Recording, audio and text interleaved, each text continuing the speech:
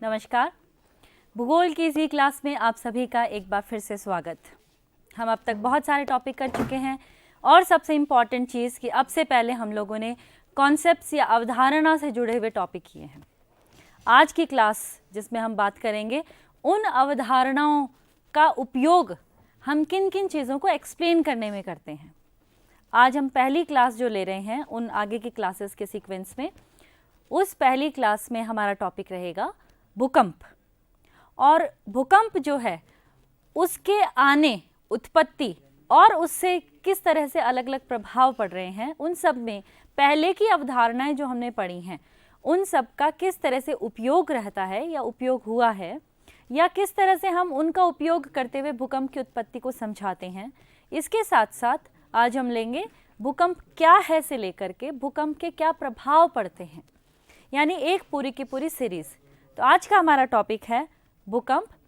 और भूकंप की जो शब्दावली है, ये जो भूकंप शब्द हमने यहाँ लिखा है, ये आप लोगों के लिए नया नहीं है। आप में बहुत सारे लोग ऐसे होंगे जिन्होंने भूकंप को महसूस भी किया होगा। तो आज हम उन्हीं सब चीज़ों पे बात करेंगे कि आखिर इस भूकंप जो हमने अब तक पढ़ा है, भूकंप के बारे में समझा है, उससे टेक्निकली या वैज्ञानिक शब्दावली में और वैज्ञानिक आधार तर्कों के साथ में हम किस तरह से इसे एक्सप्लेन कर सकते हैं। आज की हमारी क्लास का ये जिस्ट या मूल रहेगा। सबसे पहले हम जिन चीज़ों पे बात करेंगे उनको बिंदुवार ले लेते हैं। तो वो महत्वपूर्ण बिंदु हमारा है पहला, शाब्दिक अर्थ, यानी भूकंप से क्या वास्तविक अर्थ है।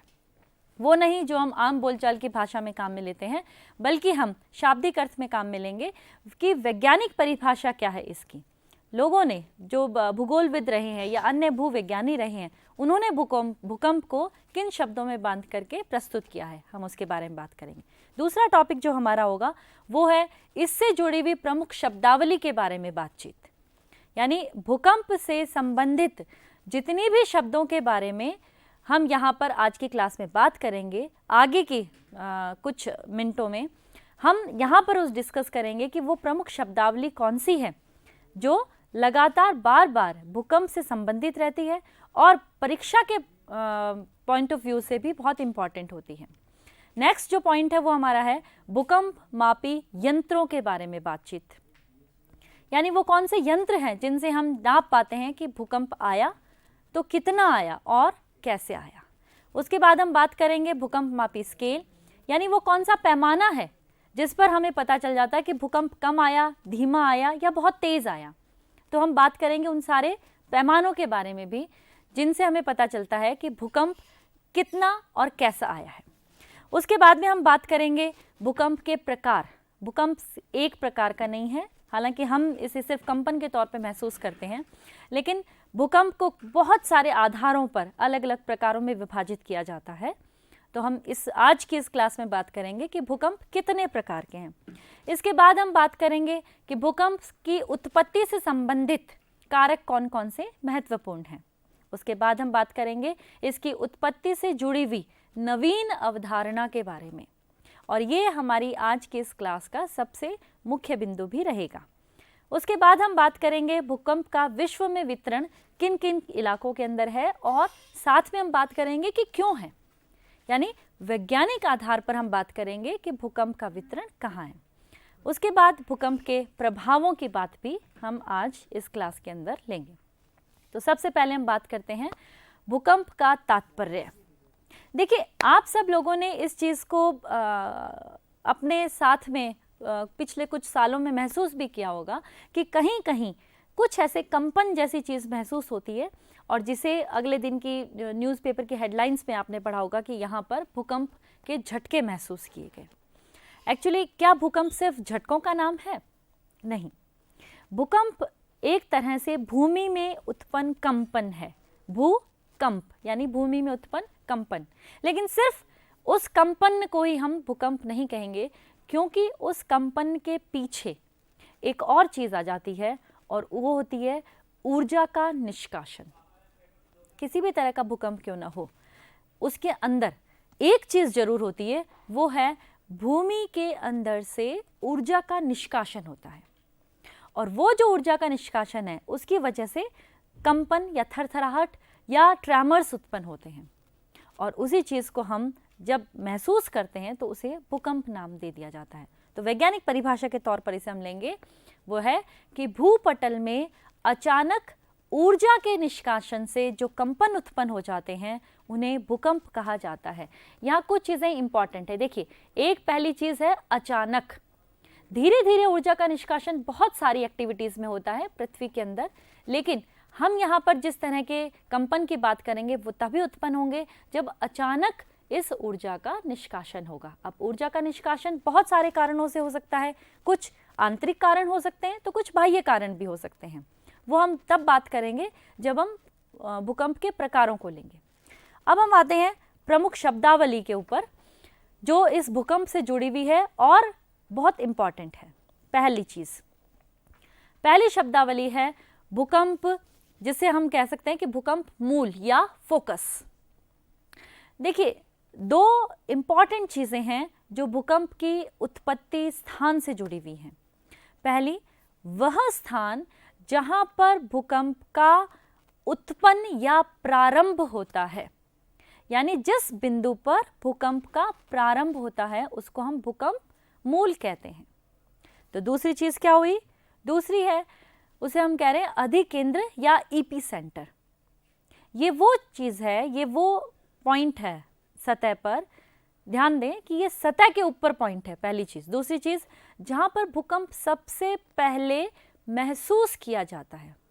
आइए इसके बारे में हम थोड़ी सी बात कर लें, क्योंकि पूरे सिर्फ भूगोल से संबंधित आप इस क्लास में ही नहीं, आगे भी जितने भी एग्जाम्स देंगे, भूगोल से रिलेटेड जितनी भी चीज़ें आएंगी या जीके से रिलेटेड जितनी चीज़ें आएंगी, उन सब के अंदर भूकंप मूल और अधिकेंद्र, इन दोनों के अंदर कन्फ्यूज़न लगातार बना रहता है। तो चलो हम इसको देख लेते हैं कि ये अगर पृथ्वी की सतह है, ये ऊपर की अगर पृथ्वी की सतह हम माने, तो इस सतह के ऊपर एक स्थान होगा और एक होगा सतह के अंदर। सतह के भीतर जहां पर भूकंप की उत्पत्ति हो रही है वो हो गया भूकंप मूल, और सतह के ऊपर जहां पर सबसे पहले भूकंप के कंपन को महसूस किया जाता है वो हो गया अधिकेंद्र।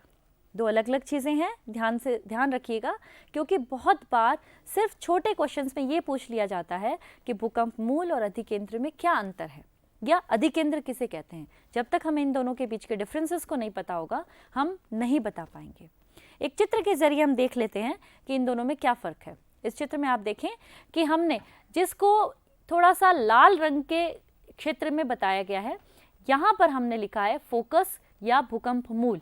ये हमारा धरातल की ऊपरी सतह है और इसमें नीचे की तरफ यहाँ पर हमारे भूकंप मूल है, यानी भूकंप का प्रारंभ है। इससे लंबवत दूरी जो सबसे कम होगी जहाँ पर सतह पर आएगा वो ये है। यहाँ पर सबसे पहले भूकंप के कंपन को महसूस किया जाएगा और इसलिए इस स्थान को हम कह रहे हैं अधिकेंद्र। और ध्यान से देखें, अधिकेंद्र सतह के ऊपर है और भूकंप मूल जो है वो सतह के नीचे है। भूकंप मूल और अधिकेंद्र के बीच में शॉर्टेस्ट डिस्टेंस यानी कम से कम दूरी होती है। इसके बाद हम बात करते हैं दो और ऐसी शब्दावली के बारे में जो बहुत इंपॉर्टेंट है। पहली जिसमें हम कहेंगे पश्च कंपन। पश्च कंपन क्या होता है कि भूकंपीय तरंगों के बाद, जब पूरी भूकंप की तरंगें हमें महसूस हो चुकी हैं, उसके बाद में चट्टानों के हिल जाने की वजह से वो भूकंप आया था और जब चट्टानें हिल गई हैं तो उनमें वापस अपनी साम्यावस्था या समायोजन के लिए एडजस्टमेंट होता है, वापस वो अपनी जगह आने की कोशिश करती हैं। और इसी कोशिश के दौरान चूंकि चट्टानों में फिर से हलचल होती है तो कुछ हल्के कंपन महसूस किए जाते हैं, उन्हें हम कहते हैं पश्च कंपन। यानी भूकंपीय तरंगों के गुजर जाने के बाद चट्टानों के आपसी समायोजन के दौरान उत्पन्न कंपन पश्च कंपन कहलाते हैं। एक और इससे जुड़ी हुई शब्दावली है, वो है सुनामी। आप सब लोगों ने ये नाम सुना होगा और आजकल बहुत पॉपुलर भी है, काफ़ी जिसको हम कहें कि करंट चर्चा जिसको हम कह सकते हैं उसके अंदर ये है। एक्चुअली सुनामी जो है वो एक तरह से सागरीय लहर है, लेकिन अलग कैसे, ये दूसरी लहरों से जो धाराएं बहती हैं उनसे अलग कैसे है। जब समुद्र के अंदर प्रचंड भूकंप आता है, यानी बहुत तीव्र भूकंप आता है, तो वो समुद्र के अंदर के पानी में हलचल पैदा कर देता है, और वही हलचल जो है वो उस पानी को आगे की तरफ धकेल देती है, जिसे सुनामी के तौर पे तट पे महसूस किया जाता है। तो फिर सागरी लहरों और सुनामी में क्या फ़र्क हुआ? क्या बहुत तीव्रता के साथ आने वाली लहरों को ही हमने सुनामी कह दिया, या कोई और ऐसी क्वालिटी है जिसकी वजह से हमने सुनामी और सागरी लहरों के अंदर कोई अंतर करने की चीज़ बनाई गई? देखिए, अगर बहुत तीव्र लहरें आ रही हैं तो वो सुनामी नहीं है। सुनामी के लिए स्पेसिफिकली एक विशेष प्रकार का मूवमेंट वहाँ की तरंगों में होता है। आइए देखें, नेक्स्ट चित्र में आपको क्लियर हो जाएगा। ये जो आप ऊपर का डायग्राम देख रहे हैं पहला, आप देखें ये लहरें बन रही हैं, ये लहरें हैं, यानी जो जल है, सागरी जल है, उसमें ऊपर और नीचे की तरफ मूवमेंट है, इसे हम कह रहे हैं लहर। और ये लहर धीरे धीरे आगे की ओर बढ़ती हुई आती है तट की तरफ, इस तरह से। इसका वेग कम होता है और इसकी ऊंचाई उसके आधार पर इसके वेग को कम कर देती है। लेकिन आप नीचे के डायग्राम में देखें, जहाँ सुनामी को दिखाया गया है कि लहरें उत्पत्ति नहीं हो पाई है, बल्कि सागरीय जल जो है वो तीव्रता के साथ तट की ओर आगे की ओर बढ़ रहा है, और इस वजह से उसका वेग बहुत ज़्यादा है, और वो तट के ऊंचाई वाले स्थानों को पार करके और स्थलीय भागों में एंटर हो जाता है। मेरे ख्याल से इन दोनों डायग्राम से आपको क्लियर हो गया होगा कि क्यों सुनामी जो तरंगे हैं वो और सागरीय लहरें हैं वो दोनों अलग अलग हैं। आइए नेक्स्ट हम बात कर लेते हैं भूकंपीय तरंगों के बारे में। ये भी महत्वपूर्ण शब्दावली का ही एक हिस्सा है। भूकंपीय तरंगे जो होती हैं उनके बारे में हम बात पृथ्वी की आंतरिक संरचना के बारे में भी कर चुके हैं, तो हम बहुत शॉर्ट में यहाँ पे लेंगे। भूकंपीय तरंगे वो कंपन जब लगातार महसूस किए जाते हैं तो उन्हें हम तरंगों का नाम दे देते हैं। तरंगे 3 प्रकार की होती हैं, पी, एस और एल तरंगे। नेक्स्ट डायग्राम में आप देखिए कि जो पी, एस और एल तरंगे हैं ये अलग अलग अपनी क्वालिटीज़ को रखती हैं। एल तरंगे सबसे पहले हम बात करेंगे, ये सतह पर चलने वाली तरंगे होती हैं, और सतह पर चूंकि चलती है इसलिए सबसे ज़्यादा नुकसान इन्हीं तरंगों से होता है। तो ये हो गई एल तरंगे। अब हम बात करते हैं पी और एस तरंगे। पी और एस तरंगे दोनों भूमि के अंदर चलने वाली तरंगे होती हैं, लेकिन इन दोनों तरंगों का स्वभाव एक दूसरे से भिन्न होता है। किस तरह से होता है? पहले हम बात कर लें पी वेव्स या पी तरंगों के बारे में। पी तरंगों को हम 3 मुख्य क्वालिटी के आधार पर बता सकते हैं।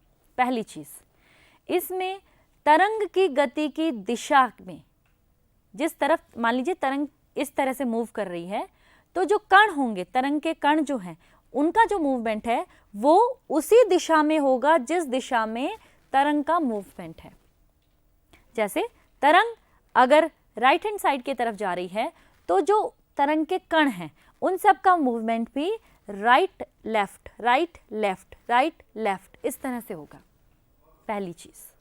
दूसरी चीज़, ये ठोस पदार्थ के अंदर से गमन करती हैं, यानी कितना भी सघन पदार्थ क्यों ना हो उसके अंदर से इसका मूवमेंट क्लियरली हो जाता है। और तीसरी चीज़ कि ये तरल के अंदर से भी गमन कर जाती है, यानी कोई ऐसा ऑब्स्टेकल नहीं होता, ना ठोस ना तरल, जिसकी वजह से पी तरंगे मूव नहीं कर पाए या आगे की ओर नहीं बढ़ पाए। तो एस तरंग से ये कैसे अलग हुई? एस तरंग से हम इसको इस तरह से अलग बता सकते हैं। पहली चीज़ एस वेव्स के बारे में कि यहाँ पर तरंग की गति की दिशा जो होगी, कणों की गति की दिशा उसके लंबवत होगी। जैसे पहले हमने बात की थी कि अगर राइट हैंड साइड के अंदर तरंग जा रही है तो कण जो है वो राइट लेफ्ट मूव करते हुए आगे की ओर बढ़ेंगे। लेकिन एस वेव्स के अंदर अगर राइट हैंड साइड के अंदर अगर तरंग जा रही है तो इसमें कणों की गति कैसे होगी? Up and down, up and down, up and down. ये फर्क है एस और पी वेव्स के अंदर। दूसरा क्या फर्क है कि ठोस पदार्थ के अंदर से तो एस वेव्स गमन कर जाती हैं, लेकिन तरल पदार्थ के अंदर से एस वेव्स गमन नहीं कर पाती हैं। एस वेव्स और पी वेव्स के अंदर अंतर आइए हम नेक्स्ट डायग्राम में देख लेते हैं। पी वेव्स को हमने स्प्रिंग की तरह माना है। आप देख सकते हैं ये एक स्प्रिंग है जिसको हमने अगर बहुत तेज़ी से खींच लें और वापस अगर छोड़ें तो इसके अंदर ये जो तरंग है, ये जो छोड़ना और वापस खींचना और छोड़ना था, ये आगे की तरफ मूव करता है, यानी तरंग गति इस तरह आगे की ओर बढ़ रही है तरंग।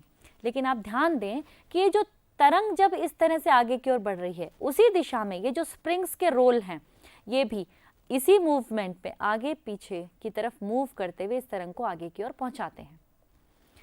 यहाँ हमने इसको खींचा, वापस अंदर की ओर किया तो तरंग आगे की ओर बढ़ रही है, लेकिन ये जो रोल्स इसके हैं ये भी बाहर और अंदर होते हुए इसको आगे की ओर पहुंचा रहे हैं। ये पूरी की पूरा मूवमेंट हो गया हमारा पी वेव्स का मूवमेंट। दूसरा बात हम कर रहे हैं एस वेव्स या एस तरंगों के बारे में। यहाँ पे हमने लिया है एक रस्सी लिए, जिसको एक हिस्से को बांध दिया, दूसरे हिस्से को हमने हाथ से पकड़ा हुआ है। जब हम हाथ को झटका देंगे तो रस्सी के अंदर एक दोलन उत्पन्न हो जाएगा और वो दोलन आगे की ओर मूव करेगा, यानी तरंग अब क्या हो रहा है, तरंग यहाँ से लेके यहाँ तक पहुँच रही है।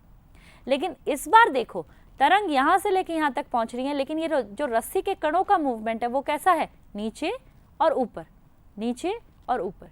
यानी इसमें जहाँ आगे और पीछे का मूवमेंट था, तरंग की दिशा के अंदर ही कणों का मूवमेंट था, यहाँ पर तरंग की दिशा के लंबवत कणों का मूवमेंट आपको देखने को मिल रहा है। ये फ़र्क है पी और एस वेव्स के अंदर। तो एल वेव्स हमारी क्लियर हो गई हैं, पी वेव्स क्लियर हो गई, एस वेव्स क्लियर हो गई, यानी हमने जान लिया कि भूकंपीय तरंगें क्या होती हैं और कितने उनके प्रकार होते हैं। आइए अब हम नेक्स्ट लेते हैं वो इंस्ट्रूमेंट्स या वो यंत्र जिनकी वजह से हमें पता चलता है कि किस तरह से भूकंप का मापन किया जा सकता है। वो जो इंस्ट्रूमेंट है उसको हम कहते हैं सिस्मोग्राम, और जो ग्राफ हमें मिलता है उस इंस्ट्रूमेंट के जरिए उसे हम कहते हैं सिस्मोग्राफ। देखो ये दो शब्द हैं जिसमें एम और एफ यानी म और फ का ही फर्क है, लेकिन म और फ के फ़र्क की वजह से दोनों चीज़ें बिल्कुल अलग अलग हो जाती हैं। इसलिए जब भी ऐसे किसी सवाल का जवाब दो तो वहाँ पे एक बार फिर से पढ़ लेना चाहिए कि वो सिस्मोग्राम पूछ रहा है या सिस्मोग्राफ पूछ रहा है। वो पूरा का पूरा इंस्ट्रूमेंट जिसके ज़रिए हमें भूकंप का मापन करने में सुविधा होती है या भूकंप का मापन किया जाता है, उसको हम कहते हैं सिस्मोग्राम। और वो ग्राफ पेपर जिसके ऊपर हमें सिस्मोग्राम के ज़रिए जो ग्राफ मिलता है, यानी भूकंपीय कंपन या तरंगों का मापन हमें पता चलता है, उसको हम कहते हैं सिस्मोग्राफ। देखिए सिस्मोग्राफ को तैयार करने का काम सिस्मोग्राम ही करता है। सिस्मोग्राम में क्या होता है, आइए हम इस चित्र के ज़रिए देख लेते हैं। ये चित्र हमने यहाँ पे सिस्मोग्राम का बनाया है। यहाँ पर आप देखें कि एक लोहे का एल आकार का सरिया यहाँ पर लगा हुआ होता है, उससे एक बिल्कुल बारीक तार जुड़ा है और उसके नीचे एक लोहे का पिंड, भारी पिंड जुड़ा हुआ है। ये नीचे की तरफ एक ड्रम होता है और इस ड्रम के अंदर हमेशा पेपर इस तरह से मूव करता जाता है, अपने आप घूमता रहता है। ये पूरा का पूरा ये रोड जो है ये नीचे एक आधार के साथ जुड़ी हुई होती है, और ये आधार जो होता है इसको हम किसी चीज़ के ऊपर रख देते हैं और वो चीज़ जो है वो पृथ्वी के धरातल से जुड़ी हुई होती है। जब पृथ्वी के धरातल पर कंपन आता है तो वो हिस्सा हिलता है और उसकी वजह से ये जो नीचे की प्लेट है इसमें इस तरह से हलचल होती है। जब इसमें हलचल होती है तो ये जो ऊपर की रोड जो लटकी हुई है इसके अंदर हलचल होगी, तो ये जो तार के सहारे एक पिंड लटका हुआ है इसमें हलचल होगी। इस पिंड के साथ एक स्टाइलस या एक जिसको हम कहें बारीक पेन जुड़ा हुआ होता है, इंक वाला पेन, और उस इंक वाले पेन की वजह से आपको यहाँ पर जो ग्राफ नज़र आएगा वो ग्राफ अगर हिल रहा है तो उसका मूवमेंट इस तरह से आएगा, और अगर हिल नहीं रहा तो प्लेन ग्राफ यानी एक प्लेन आपको लाइन नज़र आएगी। आइए देखें हम कि किस तरह से ये होता है। ये एक पेपर को रोल करके हमने ड्रम की शेप के अंदर बना लिया। हम ये मान लें कि हमारे पास में यहाँ पर ये स्टाइलस लटका हुआ है। अगर किसी तरह का कोई भूकंप नहीं है, कोई मूवमेंट नहीं है, तो आप देखेंगे कि इस तरह से एक प्लेन लाइन आपको यहाँ पर नज़र आएगी, कोई मूवमेंट नहीं है तो ये देखिए। लेकिन अगर मूवमेंट शुरू हो जाता है तो क्या होगा, ये जिससे जुड़ा हुआ है अगर उसमें मूवमेंट शुरू हो गया तो इस तरह से ये हिलेगा। मूवमेंट स्लो है तो हमारे पास में इस तरह से स्लो नज़र आएंगे, लेकिन अगर मूवमेंट फास्ट हो जाता है तो ये चीज़, ये लहर हमारे पास में इस तरह से बड़ी नज़र आएंगी। अब अगर हम इसको खोल के देखें तो हमारे पास में ये ग्राफ नज़र आ गया, जिसके अंदर शुरुआत में जब भूकंप नहीं आ रहा था तब यहाँ पर आप देखिए प्लेन लाइन थी, यानी किसी तरह का कोई भूकंप नहीं। उसके बाद आप देखिए हल्के भूकंप पर हमको हल्के ट्रैमर्स यानी हल्के कंपन यहाँ पे नज़र आते हैं, और जैसे जैसे भूकंप की मात्रा बढ़ती गई वैसे वैसे ये ट्रैमर्स हमें बढ़े हुए नज़र आते हैं। तो इस तरह से ये हमें ग्राफ मौजूद हमारे पास में आ जाता है। तो ये जो सिस्मोग्राम है, सिस्मोग्राम के अंदर भी आप देखिए कि यहाँ पर एक लाइन है, उसके बाद हल्के ट्रैमर्स, फिर ज़्यादा बड़ी तरंगे, और उसके बाद फिर से जब भूकंप चला जाता है तो हमारे पास में एक प्लेन लाइन आ जाती है, और ये लगातार ये ड्रम मूव करता रहता है। तो हमारे पास लगातार एक लंबी लाइन इस तरह से आती रहती है, जिसमें हमें पता चलता रहता है कि कब भूकंप आया, कब कम आया और कब ज़्यादा आया। तो मेरे ख्याल से सिस्मोग्राम और सिस्मोग्राफ ये दोनों चीज़ें आपकी क्लियर हो गई होंगी। सिस्मोग्राम वो इंस्ट्रूमेंट और सिस्मोग्राफ वो पेपर जिसके ऊपर हमें ग्राफिंग के द्वारा पता चलता है कि कितना, कैसा और कब भूकंप आया। अब हम बात करते हैं हमारे अगले पॉइंट के बारे में, वो है हमारा भूकंप मापी स्केल। हम उस स्केल के, हम उस पैमाने के बारे में बात कर रहे हैं जिसमें हम अक्सर कह देते हैं कि भूकंप कम आया, धीमा आया या तेज़ आया। सबसे पहला स्केल जो ज़्यादा पॉपुलर हुआ वो मर्कली का स्केल था, और मर्कली ने अपने इस स्केल के अंदर कुछ चीज़ें बताई थी। उन्होंने रोमन नंबर्स दिए थे। आप इस स्केल में यहाँ लेफ्ट हैंड साइड में देख सकते हैं कि 1 to 12 ये रोमन नंबर्स में दे रखा है, और इन रोमन नंबर्स के आगे उन्होंने बताया था कि किस तरह की एक्टिविटी हो जाती है। यानी अगर 1 नंबर है तो इंसान को महसूस नहीं होता, नॉट फेल्ट, फील नहीं किया जा सकता। अगर 2 नंबर है तो सिर्फ उन्हीं व्यक्तियों के द्वारा ये महसूस किया जाएगा जो आराम की मुद्रा में होते हैं या सो रहे होते हैं या लेटे हुए होते हैं, लेकिन नींद में नहीं होते। 3 से 4 ये उनके द्वारा महसूस किया जाएगा जो घर के अंदर तो हैं, चाहे वो लेटे हुए ना हो, छोटे मोटे काम कर रहे हो तो भी उन्हें महसूस हो जाएगा। जैसे मैं खड़े होकर बोल रही हूँ, अगर 3 से 4 के बीच में भूकंप आता है तो मुझे महसूस हो जाएगा। 5 से 6 फेल्ट बाय ऑल पर्सन्स, यानी हर व्यक्ति के द्वारा, चाहे वो थोड़ा बहुत स्पोर्ट्स का काम ही क्यों ना कर रहा हो, उसके द्वारा भी महसूस किया जाएगा, क्योंकि दीवारों से प्लास्टर का गिरना, बहुत ऊंची जो मीनारें हैं, चिमनी वगैरह, वो सब गिर जाती हैं, तो ये सारी चीज़ें इससे हो जाती हैं। उसके बाद उन्होंने बताया 7, 8, 9, 10, 11 और 12, यानी धीरे धीरे उन्होंने इस इंटेंसिटी या इस तीव्रता को बढ़ाते हुए अलग अलग एक्टिविटीज़ के आधार पे बताया कि कौन से नंबर का भूकंप आता है तो क्या एक्टिविटीज़ हो जाती हैं। और 12 नंबर पे उन्होंने बताया कि सब कुछ डैमेज हो जाता है, पृथ्वी के ऊपर जितनी भी चीज़ें होती हैं, जितने भी मानवकृत निर्मित इमारतें बनी हुई हैं, वो सब के सब ख़त्म हो जाएंगी, समाप्त हो जाएंगी, और वेव्स हमें चलती हुई दिखाई देंगी। तो ये सब भूकंप मापी जो स्केल था ये मर्कली का था। लेकिन मर्कली इस स्केल के अंदर ये चीज़ नहीं बता पाए थे कि ये जो 1 से 2 पर आना है ये किस अंतराल के बाद आता है। बहुत बार ऐसा होता है कि भूकंप का झटका बहुत धीमा होता है, लेकिन उसके बावजूद अगर बहुत हल्की किस्म की इमारत बनी हुई है तो वो ढह जाएगी। तो सिर्फ दीवार के ढहने से या इमारत के ढहने से हम ये नहीं कह सकते कि वो 4 नंबर का भूकंप था या 5 नंबर का था या 3 नंबर का था। यानी यहाँ पर सब्जेक्टिविटी बहुत थी। तो इसको थोड़ा स्पेसिफिक बनाने के लिए मर्कली के स्केल के बाद में एक और वैज्ञानिक आए और उन्होंने अपना स्केल दिया, और उनका नाम है रिक्टर। रिक्टर ने अपने स्केल के अंदर कुछ चीज़ों का खास ध्यान रखा।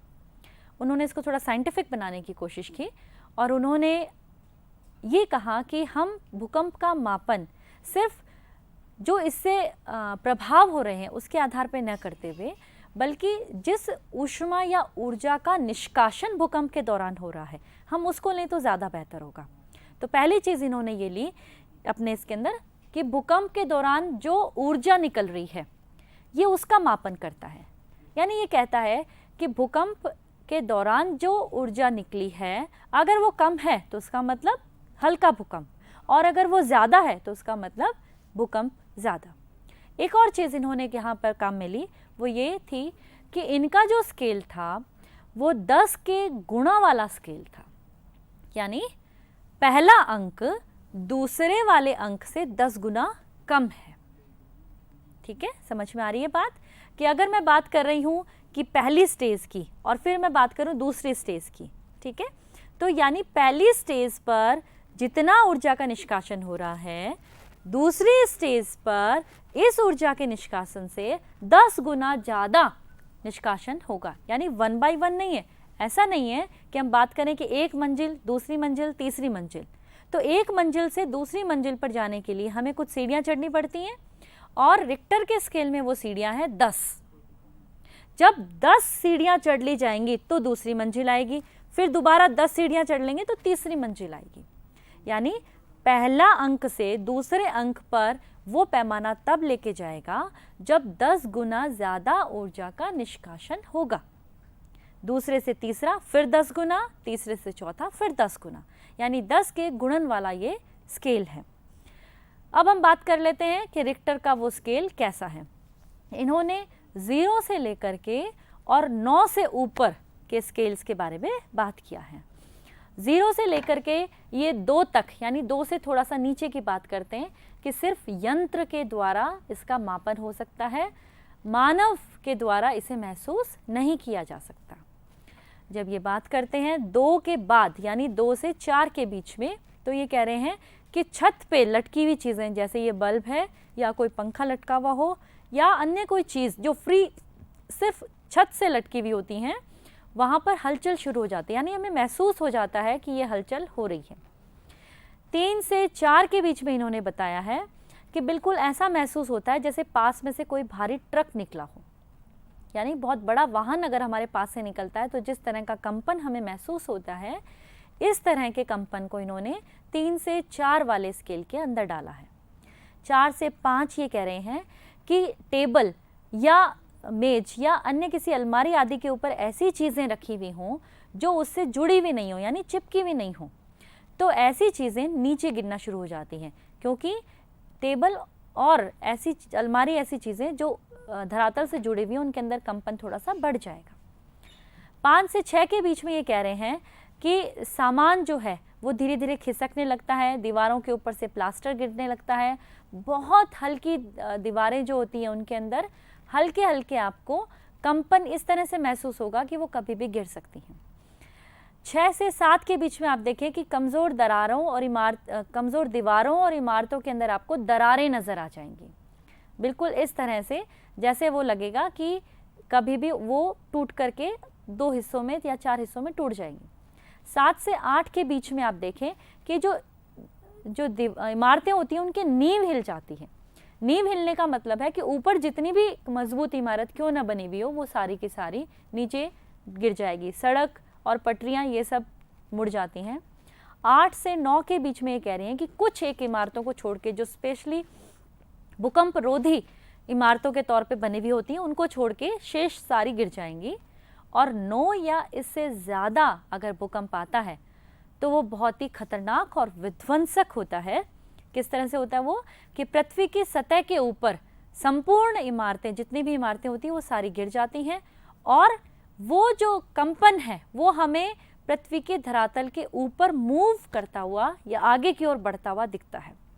यानी पृथ्वी की ऊपरी सतह के अंदर दोलन हमें स्पष्ट तौर पे हमारी आंखों से नजर आता है। अगर सामने की तरफ से भूकंप आ रहा है तो वो इस तरह के रोड्स में इस तरह के दोलन हमारी तरफ आगे बढ़ते हुए हमें दिखते हैं।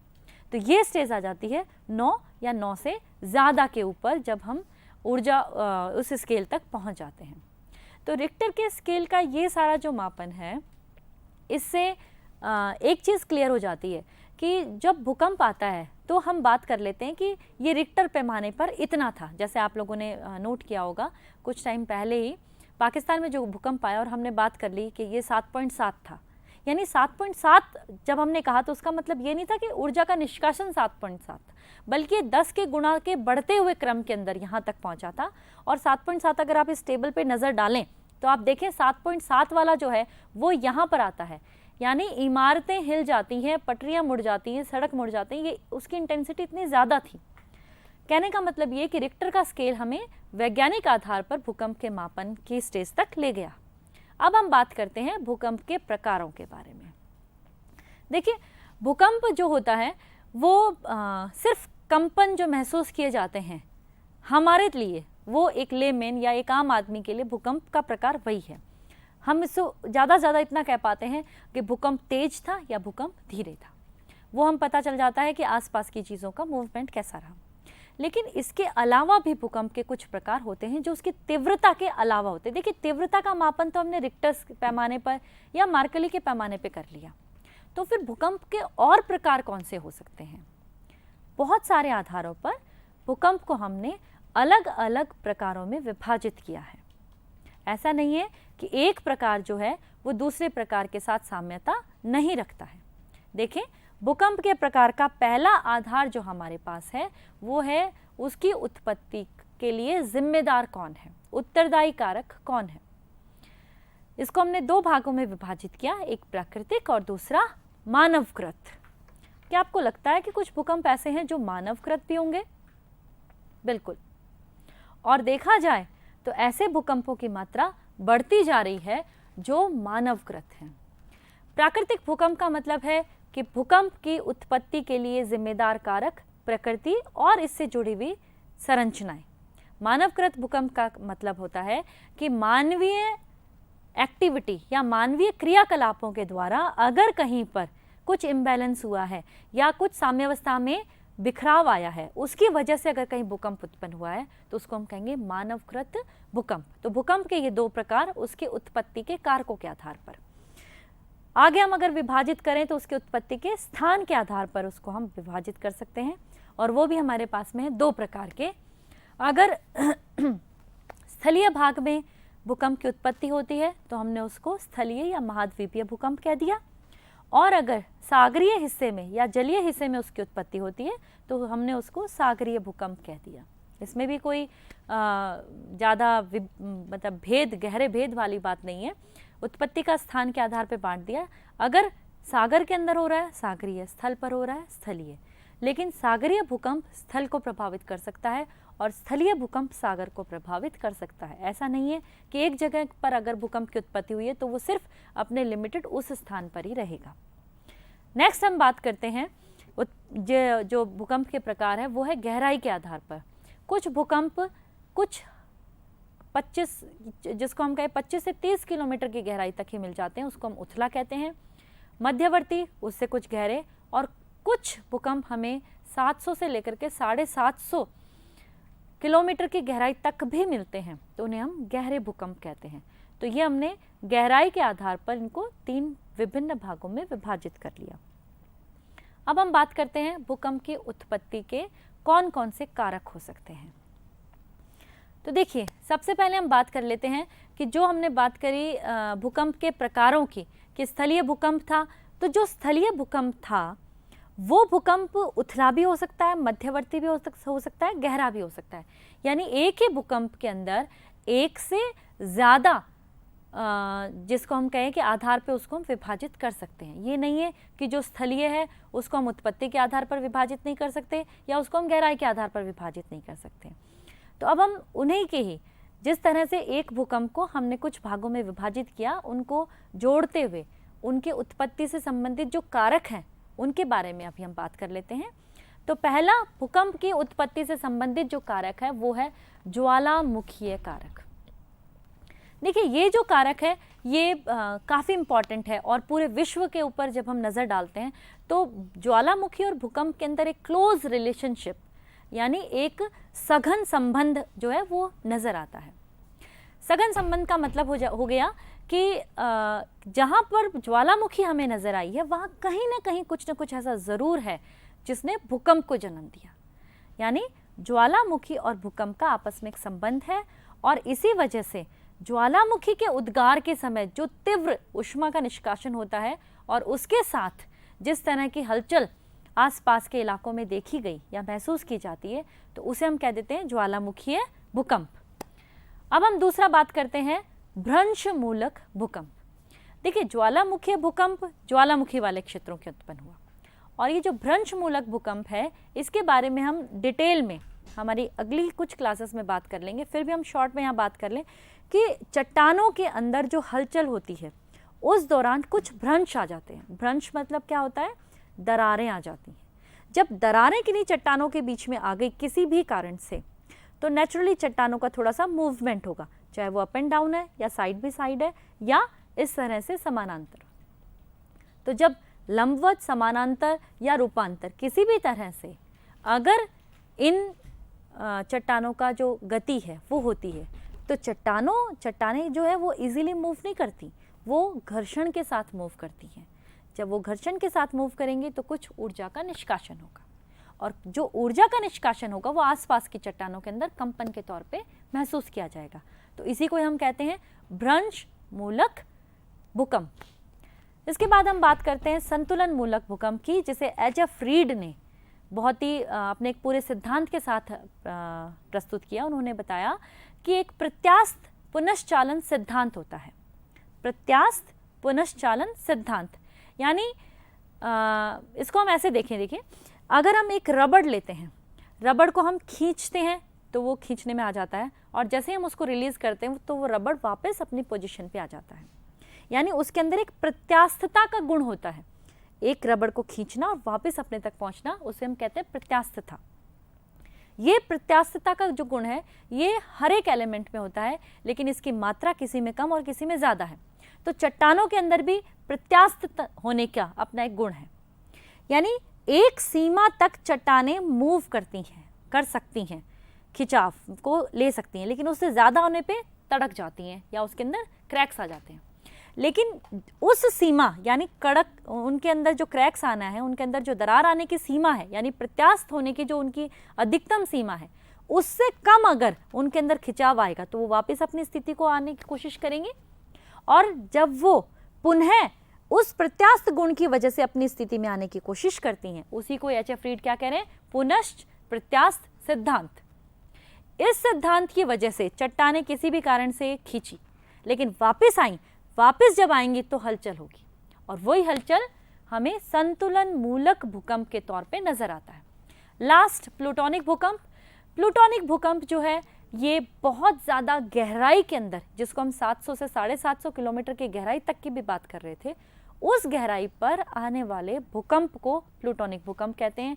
कारण अभी तक ज़्यादा स्पष्ट नहीं है, लेकिन यही माना जाता है कि जो वहाँ पर ऊर्जा लगातार निष्कासित हो रही है, उस ऊर्जा की वजह से धीरे धीरे वो एकत्रित हो जाती है और वो ऊर्जा ऊपर की ओर आती है और किसी भी समय हलचल के तौर पर ऊपरी धरातल पर महसूस की जा सकती है।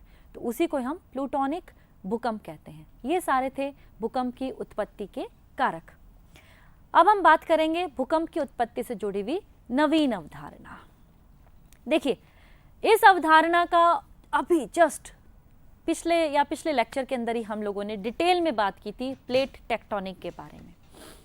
और प्लेट टेक्टोनिक में हमने बात की थी कि हमारा पूरा का पूरा धरातल एक लगातार क्रम के अंदर बना हुआ स्थलखंड के तौर पे नहीं है। तो कैसा है? ये अलग अलग प्लेटों में विभाजित है। और इसके लिए हमने एग्जाम्पल दिया था कि फुटबॉल वाली जो बॉल होती है, जिसके अंदर आपको खूब सारे पैचेस आपको दिखते हैं जो आपस में स्टिच किए हुए होते हैं। अब ये जो डिफरेंट पैचेस वाले हैं, यही स्थिति हमारे पृथ्वी की है। पृथ्वी के ऊपर खूब सारी प्लेट्स हैं और एक दूसरे से जुड़ी हुई हैं। ये प्लेट्स मूव करती रहती हैं, हिलती रहती हैं, गतिशील हैं, और इसी को हमने प्लेट टेक्टोनिक सिद्धांत के अंदर एक्सप्लेन किया था। तो अब हम पूरा डिटेल में नहीं लेंगे, लेकिन बहुत ही शॉर्ट में यहाँ पर हम बात करेंगे कि उन प्लेट्स के मूवमेंट का भूकंप के साथ क्या संबंध है। तो देखें, हम बात कर रहे हैं नवीन अवधारणा यानी प्लेट टेक्टोनिक के बारे में। और प्लेट टेक्टोनिक में हम सबसे पहले, और जो जिससे हमारा संबंध आज के इस क्लास में है, वो है प्लेटों के किनारों के बारे में। और प्लेट्स के किनारे हमने उस दिन किए थे, फिर भी आज रिपीट कर रहे हैं। प्लेट्स के किनारे होते हैं 3। कौन कौन से किनारे हैं? सृजनात्मक, विनाशात्मक और संरक्षात्मक। इन 3 किनारों के बारे में बात कर ली थी। थोड़ा सा और बात कर लेते हैं। सृजनात्मक यानी जहाँ पर नवीन धरातल की उत्पत्ति हो रही है, विनाशात्मक जहाँ धरातल खत्म हो रहा है, और संरक्षात्मक जहाँ ना तो नवीन उत्पत्ति होती है ना खत्म होता है, बल्कि धरातल पर किसी भी तरह का प्रभाव नहीं पड़ रहा। तो जहां पर सृजनात्मक है वहां प्लेटों का मूवमेंट कैसा है? सृजनात्मक मतलब नवीन धरातल की उत्पत्ति, तो प्लेटों का मूवमेंट अपोजिट, अपसरण। एक दूसरे के विपरीत जब प्लेट मूव करेंगी तब नीचे से धरातल मैग्मा निकल के आएगा और वो धरातल के तौर पे बन जाएगा। दूसरे वाला जिसको हम विनाशात्मक कह रहे थे, विनाशात्मक में क्या था? एक दूसरे की तरफ अभिसरण। तो जब दो प्लेट एक दूसरे की तरफ मूव करती हुई आ जाएंगी तो क्या होगा? वो एक दूसरे के ऊपर बल लगाएंगी और उसमें एक जो है जो भारी होगी वो नीचे चली जाएगी, दूसरा ऊपर आ जाएगी। तो ये जो हिस्सा जो नीचे चला गया उसका विनाश हो गया। तीसरा जो था वो था किनारा हमारा साइड बाय साइड समतलीय खिसकाव या रूपांतरण खिसकाव, जिसकी वजह से ना दूर जा रही हैं ना एक दूसरे के अंदर सबमर्ज हो रही हैं। तो 3 तरह के मूवमेंट, 3 तरह के किनारों की बात हमने बहुत शॉर्ट में कर ली। आइए चित्र द्वारा हम देखें कि अपसरण का मतलब एक दूसरे के विपरीत, अभिसरण एक दूसरे की तरफ, और रूपांतरण यानी एक दूसरे के साइड बाय साइड, अगल बगल, सापेक्ष। आइए अब देखें कि आखिर इन प्लेटों की गति का भूकंप के साथ क्या संबंध है। तो पहले हम लेते हैं अपसरण के बारे में। अपसरण मतलब एक दूसरे के विपरीत। जब एक दूसरे के विपरीत खिसकाव होता है तो धरातल एक दूसरे के अपोजिट जा रहा है, बीच में गैप आ गया। गैप आने की वजह से नीचे का मैग्मा ऊपर आएगा, ऊपर आकर के जमेगा। और अगर ये महासागरों के ऊपर हो रहा है, महासागरों के धरातल पर हो रहा है, तो इसको हमने कहा था कि वहाँ पर मध्य महासागरीय कटक उत्पन्न हो जाते हैं। ये बात हमने कर ली है, ठीक है, इसलिए हम फास्ट चल रहे हैं। क्या हुआ कि महासागरों में जब अपसरण हो रहा है तो मैग्मा के ऊपर आने से मध्य महासागरीय कटकों का निर्माण हो रहा है। चित्र में देखें कि यहाँ पर ये जो प्लेट का अपसरण जो है, खिसकाव, ये देखिए, ये इस तरह से इन वेव्स का मूवमेंट होने की वजह से यहाँ बीच में सागरीय धरातल पर एक प्लेट इस तरफ जाएगी, दूसरी प्लेट इस तरफ जाएगी, तो हमारे यहाँ पर बीच में क्या उत्पन्न हो गई? ये कटक उत्पन्न हो गई, मध्य महासागरीय कटक। और इस कटक की उत्पत्ति की वजह से देखिए नीचे का मैग्मा ऊपर आ रहा है, तो ये जो कटक उत्पन्न हुई ये किसी चट्टानी भूभाग को हटाने के बाद ही तो ऊपर आई है और नया धरातल बन रहा है। तो ये जो चट्टानों का जो मूवमेंट है वो इतना आसान नहीं है। तो जब चट्टानों को हटाया जा रहा है तो उनमें कंपन उत्पन्न होगा और वही कंपन हमें भूकंप के तौर पे महसूस होगा। ये जो मध्य महासागरीय कटक वाला जो भूकंप होता है, देखिए ये धरातल के बिल्कुल नज़दीक होता है इस भूकंप की उत्पत्ति, क्योंकि ये बहुत गहराई पर नहीं होकर के नीचे तो मैग्मा है। मैग्मा जब ऊपर आया तब उसने यहाँ खिसकाना शुरू किया, तो ये धरातल के बहुत नज़दीक होता है और सारे के सारे विश्व के अंदर हमारे ये मध्य महासागरीय कटकें जहाँ पर भी मिलेंगी वहाँ पर भूकंप महसूस किए जाएंगे। आइए विश्व का वितरण देखें। विश्व के इस मैप के अंदर आप देखिए ये सारे के सारे मध्य महासागरीय कटकें हैं और यहाँ पर जितने भी भूकंप महसूस किए जाते हैं वो सब के सब उथले यानी कि बहुत ही ऊंचाई पर पाए जाने वाले होंगे और हल्के किस्म के होते हैं, क्योंकि ये एक स्लो प्रोसेस है। धीमी गति से मैग्मा ऊपर आ रहा है, धीमी गति से चट्टानें हट रही हैं, तो धीमे कंपन होंगे, इसलिए उथले और हल्के भूकंप होते हैं। तो इस चित्र में हमने विश्व के अंदर भूकंप का वितरण भी बता दिया। नेक्स्ट हम बात करेंगे अभिसरण की, लेकिन अभिसरण में पहले हम बात कर लेते हैं जब दो महासागरीय प्लेट एक दूसरे की तरफ आती हैं, अभिसरित होती हैं, एक दूसरे के नीचे की तरफ जा रही हैं, तो क्या आ रहा है। देखिए जब दो महासागरीय प्लेट आ रही हैं, ये एक महासागरीय प्लेट है यहाँ तक, दूसरी महासागरीय प्लेट स्टार्ट हो जाती है यहाँ से। जब ये दो महासागरीय प्लेट, इसका मूवमेंट इधर है, इसका मूवमेंट इस तरफ है, एक दूसरे की तरफ आएंगी, तो क्या होगा, कोई भी एक महासागरीय प्लेट को नीचे जाना होगा और नीचे जाने से ये हिस्सा उसका पिघल जाएगा।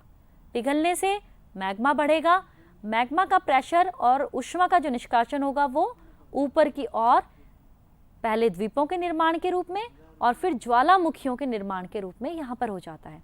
तो आप देखें कि ये सारी प्रोसेस कहाँ पर हुई, ये इस धरातल से थोड़ी गहराई पर हुई, यानी यहाँ पर जो भूकंप आएंगे वो गहरे आएंगे। दूसरी चीज़, ये जो एक दूसरे को नीचे धकेलने वाली चीज़ है, ये कंपैरेटिवली मैग्मा के ऊपर आने वाली जो प्रोसेस थी अपसरण में, उससे ये तीव्र होती है और ज़्यादा खतरनाक रूप में होती है। इस वजह से यहाँ पर जो भूकंप आएंगे वो गहरे होंगे और ज़्यादा तीव्र होंगे। ये बात हमने करी महासागरीय प्लेट, अब हम बात कर लेते हैं महाद्वीपीय प्लेट की। ये देखिए, एक महाद्वीपीय प्लेट इस तरफ, दूसरी महाद्वीपीय प्लेट इस तरफ, दोनों एक दूसरे की तरफ बढ़ी, क्या होगा, कोई एक प्लेट नीचे की ओर जाएगी तो उसका हिस्सा पिघल जाएगा। पिघलने से ये जो हिस्सा है इस महाद्वीप का वो तो ऊपर की ओर उठ गया, लेकिन इसका नीचे आ गया, यहाँ मैग्मा बढ़ गया और इस पूरे चट्टानी हलचल की वजह से यहाँ पर भूकंप की उत्पत्ति हो गई और ये भी गहरा है और ज़्यादा तीव्र है। तो ये जो भूकंप उत्पन्न होंगे इस अभिसरण की प्रक्रिया से, ये सारे के सारे कहाँ होंगे, विश्व में वितरण देख लें इसका। ये देखिए, विश्व में इसका वितरण है परिप्रशांत के रूप में और मध्य महाद्वीपीय मेखला के रूप में। देखिए, ये प्रशांत महासागर है, इसके चारों तरफ ये जो आप लाल रंग के डॉट्स आप देख रहे हैं, इसको हम कहेंगे परिप्रशांत मेखला। प्रशांत के चारों तरफ उपस्थित एक रिंग, जिसको हम रिंग ऑफ फायर भी कहते हैं, ये हो गई हमारी परिप्रशांत मेखला। एक और मेखला है, वो महाद्वीपों के मध्य में पाई जाती है, ये यहाँ पर और यहाँ पर, क्योंकि महाद्वीपीय चट्टानों का मूवमेंट जब ऊपर की ओर इधर हो रहा है तो यहाँ पर भी भूकंपीय क्षेत्र पाया जाता है। यहाँ पर उत्पन्न होने वाले भूकंप गहरे और तीव्र होंगे, जबकि जब अपसरण से मध्य कटक के ऊपर जो भूकंप आ रहे थे वो उथले थे और हल्के थे। तो हमने देख लिया कि दो अलग अलग तरह के भूकंप कहाँ कहाँ पर विश्व में पाए जा रहे हैं। आगे हम बात करते हैं कि भारत में भूकंप के संभाव्य क्षेत्र कौन से हैं। देखिए, भारत को ये माना जाता है कि कुछ एरिया यहाँ पर ऐसे हैं जो भूकंप के लिए काफ़ी सेंसिटिव हैं, जहाँ पर ज़्यादा संभावना रहती है भूकंप के आने की, लेकिन कुछ क्षेत्र ऐसे पाए जाते हैं जहाँ पर जो भूकंप के दृष्टि से काफ़ी स्टेबल है, स्थिर है, जहाँ भूकंप के आने की संभावना नगण्य है। तो जो हमारा जो भारत है, इसके पूरे नक्शे को हमने, इसके पूरे मानचित्र को कुछ हिस्सों में विभाजित कर दिया कि कौन से ऐसे हैं जहाँ पर भूकंप ज़्यादा आने की गुंजाइश रहती है, संभावना ज़्यादा है, और कहाँ पर कम है। आइए देखें, इस मैप के अंदर आप देखिए कि ये जो पिंक कलर से लेकर के वाइट कलर यानी सफ़ेद रंग की तरफ जब आप जाएंगे तो संभावनाएं कम होती जाएंगी। सबसे ज़्यादा संभावना ये जो गुलाबी क्षेत्र आपको नज़र आ रहे हैं ये हैं, और ज़्यादातर आप देखिए ये हिमालयन क्षेत्र है। ये वो क्षेत्र है जहाँ पर भारतीय प्लेट यूरोपियन प्लेट के नीचे की तरफ धंस रही है, तो यानी प्लेट्स के एक दूसरे के साथ अभिसरण होने वाला क्षेत्र है ये। दूसरा आप देखें ये ग्रीन, ये पूरा का पूरा हिमालयन क्षेत्र उसी के संबंधित है। तीसरा आप ये जो येलो या पीला देखेंगे, ये दूसरा हिस्सा, तीसरे नंबर का हिस्सा है संभावना की दृष्टि से। जैसे जैसे आप ऊपर की ओर जाएंगे, यानी भारत की प्लेट का जो मध्यवर्ती हिस्सा है, यहाँ पर भूकंप के आने की संभावना नहीं के बराबर रहती है, किंतु अब कुछ परिस्थितियां परिवर्तित हो गई हैं। अब यहाँ पर भी भूकंप महसूस किए जाने लगे हैं, और वजह क्या है? वजह है मानवीय हस्तक्षेप। देखिए, हमने बात की थी भूकंप के सबसे पहले क्लासिफिकेशन के बारे में, जिसमें हमने बात की थी कि भूकंप प्राकृतिक भी आ सकते हैं और मानवकृत भी आ सकते हैं। मानवकृत में ये था कि मानवीय क्रियाकलापों की वजह से कहीं अगर इम्बैलेंस हो जाए, असाम्यता हो जाए, तो उस वजह से भी भूकंप आते हैं। तो महाराष्ट्र के अंदर जब भूकंप आया तो वो हिस्सा जो था वो ये वाला हिस्सा था, और ये हिस्सा नगण्य के अंदर आता है। तो सभी भूवैज्ञानिकों को बहुत आश्चर्य हुआ कि यहाँ पर कैसे भूकंप आया। तो पता चला यहाँ पर जो लोनार झील बनी, एक डैम बना, और डैम के अंदर पानी बहुत ज़्यादा आने की वजह से यहाँ पर दाब बढ़ गया, और उस दाब को बैलेंस करने के लिए नीचे से चट्टानों ने खिसकना शुरू किया, और उस खिसकने की वजह से यहाँ पर भूकंप आया। कुल मिलाकर ये जो भूकंप संभाव्य क्षेत्र हैं ये परिवर्तनशील हैं मानवीय क्रियाकलापों की वजह से। नेक्स्ट हम बात कर लेते हैं भूकंप के प्रभाव। भूकंप के बारे में जितना कुछ भी हमने अब तक पढ़ा, उससे तो यही लगा कि भूकंप बहुत खतरनाक है, एक डिजास्टर है, जिसको हम कहें कि एक आपदा है, तो ये ना ही आए तो बेहतर है। तो हम प्रभावों की बात करेंगे तो हम विनाशकारी प्रभाव ही देखेंगे नहीं, क्योंकि भूकंप विनाशकारी प्रभाव के साथ साथ कुछ लाभकारी प्रभाव भी अपने साथ लेके आता है। तो हम बात करेंगे उन दोनों तरह के प्रभावों की, जिसमें एक विनाशकारी प्रभाव है और दूसरे इसके लाभकारी प्रभाव हैं। विनाशकारी प्रभाव और लाभकारी प्रभाव को हम इस तरह से क्लासिफाई कर लेते हैं। विनाश तो अब तक हम देखते आए, पढ़ रहे हैं जो कि इमारतें नष्ट हो जाती हैं, खूब सारी दरारों का निर्माण हो जाता है। दरारें सिर्फ इमारतों में ही नहीं बल्कि पृथ्वी की धरातल पर भी दरारें हो जाती है। भूस्खलन, ऐसे क्षेत्र जो पहाड़ी इलाके होते हैं वहाँ पर पहाड़ियों के ऊपर का हिस्सा स्खलित होता हुआ यानी नीचे की ओर घसीटता हुआ आ जाता है, तो ये बहुत बड़ा समस्या हमारे सामने आ जाती है। दावानल, जंगलों में आग लग जाती है और रिहायशी इलाकों के अंदर तीव्रता के साथ ये आग फैलती है, तो उससे बहुत नुकसान होता है। सड़क व रेलवे लाइनें मुड़ जाती हैं, जिससे कई बार बहुत जान और माल की हानि या नुकसान हमें उठाना पड़ता है। कुछ पिक्चर्स यहाँ पर हैं जिनके ज़रिए ये चीज़ क्लियर हो जाती है। ये देखिए, पूरे के पूरे रोड के ऊपर, धरातल के ऊपर आप उस दरार को देख सकते हैं। दूसरे में आप इस रेलवे लाइन को मुड़ी हुई अवस्था के अंदर देख सकते हैं कि किस तरह से पूरी रेलवे लाइन अपनी ही जगह से हिल गई। ये बिल्डिंग के गिरने का दृश्य आप बहुत आसानी से इसमें अंदाज़ा लगा सकते हैं कि कितना नुकसान यहाँ हुआ होगा। ये सुनामी का एक दृश्य है जिसमें आप देखिए कि ये जो क्षेत्र था जो काफ़ी नीचे का इलाका था और ये बिल्डिंग कितनी ऊपर है, यहाँ तक भी ये पानी तीव्रता के साथ आया और किस तरह से क्रॉस करके धरातलीय या स्थलीय भाग तक पहुँच गया। तो ये इसके विध्वंसकारी प्रभाव हैं। लेकिन कुछ लाभकारी प्रभाव भी हैं, जैसे कुछ नवीन द्वीपों का निर्माण हो जाता है जो सिर्फ टूरिज्म के पर्पज से नहीं बल्कि संसाधनों के विकास के तौर पे भी काम में लिए जा सकते हैं। अन्य स्थलीय भागों का निर्माण हो जाता है, इसका एग्जाम्पल भी हम आपको देंगे। नए जल स्रोत डेवलप हो जाते हैं। बहुत सारी ऐसी जगह विश्व के अंदर देखी गई कि जहाँ भूकंप के बाद में गहरी झीलनुमा संरचना बन गई और उस झील में से लगातार मीठे पानी का स्रोत वो आसपास के लोगों के लिए बन गया। सागरीय खाड़ियों का निर्माण हो जाता है जिसकी वजह से समुद्र जहाज़ जो हैं, समुद्री जहाज़ वो ज़्यादा इसके तटों के नज़दीक पहुंच जाते हैं और आसानी से वहां पर अपना व्यापार के लिए नए बंदरगाह उत्पन्न हो जाते हैं। इसके अलावा मृदा निर्माण की प्रक्रिया जो होती है वो तीव्र हो जाती है। देखिए, मृदा निर्माण अपने की जो प्रक्रिया वो अपने आप में सैकड़ों साल लंबी प्रक्रिया होती है, लेकिन अगर किसी कारण से तीव्रता के साथ में चट्टानों का विघटन हो जाए तो वो प्रोसेस जो है वो फास्ट हो जाती है। तो नवीन मृदा का निर्माण होता है और नई मृदा अपने साथ में बहुत सारे नए मिनरल्स और जिसको कहें कि नए जीवाश्म और जीवाश्म जिसको नहीं कह सकते हम, खाद्याश्म जिसको कहेंगे, वो सारी चीज़ें यहाँ पर अपने साथ में रखती है जो बहुत ही उपजाऊ होती हैं। तो ये सारे लाभकारी प्रभाव हो गए। अब हम अगर एक छोटे से एग्जाम्पल के तौर पे लें जिससे रिसेंटली हमने न्यूज़पेपर्स के अंदर देखा है कि पाकिस्तान के अंदर 24 सितंबर 2013 को एक भूकंप आया और उस भूकंप की तीव्रता 7.7, जैसा कि हमने अभी अपनी इस क्लास में बात की थी, 7.7 है। देखिए, पाकिस्तान की जो स्थिति है वो ये भारत का नक्शा है और भारत के पास बिल्कुल उत्तर पश्चिम के अंदर पाकिस्तान इस तरह से लंबाई में फैला हुआ है और ये पूरा का पूरा इलाका अरब सागर है। ये अरब सागर का हिस्सा, इसी हिस्से को हमने थोड़ा बड़ा किया। पाकिस्तान में यहाँ पर उस भूकंप का केंद्र था, यानी अरब सागर के नज़दीक कराची से कुछ दूरी पर उत्तर में, और इसमें जो मैग्नीट्यूड था वो था 7.7, जिसको हम कहें कि अच्छी खासी इमारतों के ढहने के लिए ये काफ़ी था।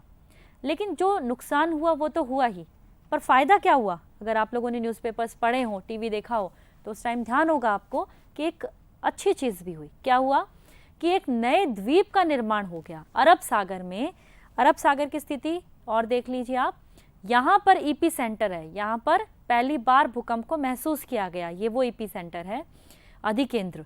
यहाँ से अरब सागर की डिस्टेंस आप देखिए, तो अरब सागर के अंदर एक नवीन द्वीप का निर्माण हो गया और वो द्वीप ऊपर से इस तरह से दिखाई दिया। एक्चुअली ये द्वीप कैसे बन जाते हैं कि सागर का धरातल ऊपर की ओर उठ जाता है और इतनी ऊंचाई तक उठ जाता है कि सागरीय जल नीचे रह जाए और चारों तरफ अगर सागरीय जल है तो नवीन द्वीप का निर्माण हो गया। और ये द्वीप नवीन संसाधनों के लिए बहुत इंपॉर्टेंट होते हैं क्योंकि यहाँ पर संसाधनों की खोज अभी तक नहीं की होती है। तो ये सब पाकिस्तान का ये जो एग्जाम्पल हमने लिया, तो उसके आधार पे ये चीज़ क्लियर हो गई कि कुछ अच्छी और कुछ खराब बातें, दोनों चीज़ें भूकंप के आने से होती हैं। लेकिन भूकंप एक बहुत बड़ी विपदा या आपदा के रूप में आता है, तो हमारे सामने ये जानकारी होनी चाहिए हमें कि भूकंप के आने पर हमें क्या करना है, क्योंकि भूकंप जो होते हैं वो सेकंड्स में आता है। हमें तो तब महसूस होता है जब वो आ चुका होता है। ऐसे में हम किस तरह से अपना या दूसरों का बचाव कैसे कर सकते हैं, इस चीज़ की जानकारी हमें होनी चाहिए। तो 2-3 पॉइंट्स हम यहाँ पे डिस्कस कर लेते हैं। सबसे पहली चीज़, अगर भूकंप आता है तो भूकंप ही क्यों, कोई भी आपदा आए तो पहली चीज़ है घबराएं नहीं, क्योंकि घबराने से आप अपना भी नुकसान करेंगे और जो दिमाग आपका चल सकता था अपने आप को बचाने के लिए वो नहीं चले। दूसरी चीज़, मदद करें खुद की और दूसरों की। अगर कोई फंसा हुआ है तो उसे निकालने में मदद करें, बिना किसी जिसको हम कह सकते हैं कि जाति, लिंग, रंग, रूप के भेदभाव के, क्योंकि उस समय एक इंसान की मदद ही ज़्यादा लाभदायक हो सकती है और उस इंसान की जो सबसे नज़दीक होता है। तीसरी और इम्पॉर्टेंट चीज़, हर इमारत से बाहर आ जाएं। जितनी ऊंची इमारतें होंगी उनके गिरने का खतरा उतना ही ज़्यादा होता है, तो इमारतों से अपने आप को बाहर निकाल लें। लेकिन ऐसा हर बार संभव नहीं हो पाता कि इमारत से हम बाहर आ जाएं। तो जब इमारत से हम बाहर नहीं आ पा रहे हैं, खुले स्थान पर नहीं जा पा रहे हैं, तो क्या करें? तब जब इमारत के अंदर ही हैं तो अपने आप को किसी मजबूत चीज़ के नीचे छिपा लें। जैसे टेबल लकड़ी का जो मजबूत टेबल होगा आप उसके नीचे छिप जाइए, यानी होलो स्पेस में, या अगर बेड है तो बेड के नीचे अपने आप को छुपा लें, ताकि ऊपर से अगर प्लास्टर या छत का कुछ हिस्सा गिरता भी है तो वो बेड या टेबल के ऊपर जाए और आप अपने आप को उसके नीचे सेफ महसूस कर सकें। तो ये कुछ चीज़ें हैं कि किस तरह से अपने आप को बचाया जा सकता है, क्योंकि ये सेकंड्स की बात होती हैं, यहाँ पर हमारे पास बहुत टाइम नहीं होता, इसलिए हमारे लिए और ज़्यादा किसी की हेल्प लेते हुए कुछ काम करना शायद संभव नहीं हो। अब हम लास्ट में आज के इस टॉपिक से रिलेटेड परीक्षा में पूछे जाने वाले कौन कौन से बिंदु हैं वो देख लेते हैं। हालांकि हमने इन सारे बिंदुओं की चर्चा यहाँ कर ली है, हम सिर्फ यहाँ पर इनका नाम देख लेते हैं कि वो कौन कौन से नाम हैं। सबसे पहला आपसे पूछा जाएगा परिभाषा, भूकंप की परिभाषा। दूसरे आपसे पूछा जा सकता है सुनामी क्या होते हैं, कैसे आते हैं, या ये भूकंप से कैसे संबंध रखते हैं। तीसरी चीज़, भूकंपीय तरंगें कितनी होती हैं, क्या होती हैं, कैसे इनका मूवमेंट होता है, पी और एस तरंगें कैसे एक दूसरे से विभेद रखती हैं, ये सारी चीज़ें। भूकंप के प्रभाव कौन कौन से हो सकते हैं, तो सिर्फ विनाशकारी नहीं, हमें लाभकारी प्रभाव भी देने हैं। और पाकिस्तान का एग्जाम्पल अगर आप रिसेंट में डालेंगे तो ज़्यादा इफेक्टिव रहेगा, क्योंकि वो अभी हुआ है। अगर एग्ज़ाम तक चूँकि और कोई भूकंप बड़ा आ जाता है तो आप उसे यानी अपने आप को अपडेट करें, नवीनतम सूचनाओं का संग्रहण अपने पास ज़रूर रखें। उसके बाद भूकंप उत्पत्ति से संबंधित प्लेट टेक्टोनिक अवधारणा क्या है। हो सकता है कि प्लेट टेक्टोनिक नाम ना दे, वो सिर्फ ये पूछ ले भूकंप उत्पत्ति की नवीन अवधारणा क्या है, तो आप प्लेट्स के किनारों की वजह से किस तरह से भूकंप की उत्पत्ति होती है, ये सारी चीज़ें अवश्य दें। ये सारी चीज़ें जो थी वो आज के इस क्लास की अहम बिंदु हमने लास्ट में डिस्कस कर लिए कि इनका जवाब हमें देना है। आज के इस टॉपिक के अंदर हमने भूकंप की बात करी, भूकंप की उत्पत्ति से लेकर के भूकंप के प्रभाव तक सारी चीज़ें हमने डिटेल में बात की। मुझे पूरा विश्वास है कि शायद भूकंप से रिलेटेड ये चीज़ आपके क्लियर हो गई होगी। अगली क्लास में हम दूसरी यानी इसके आगे की चीज़ ज्वालामुखी और उससे संबंधित चीज़ों को लेंगे। धन्यवाद। हाँ मैम का एक